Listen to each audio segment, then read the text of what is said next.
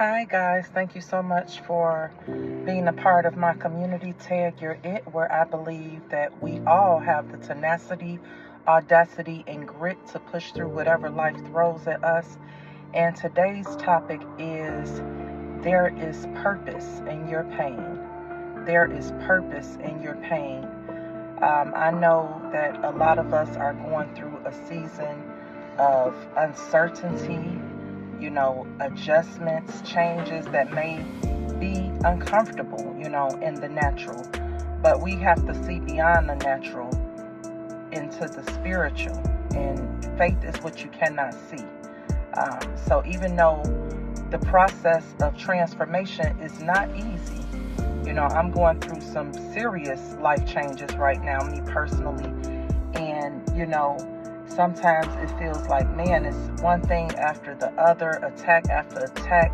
But just know when you're being attacked like that, it's not to harm you.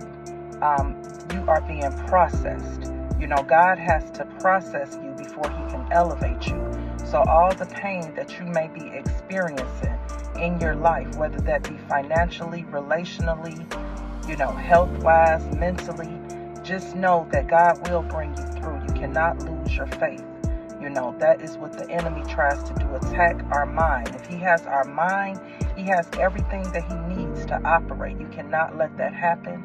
I rebuke the attack of, our mind, and I pray that we all have healthy mental health.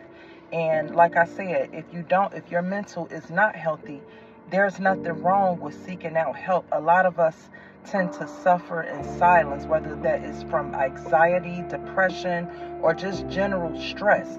If you have somebody that you can talk to, that you can trust, by all means, don't go around acting like everything is okay when you know everything is not okay.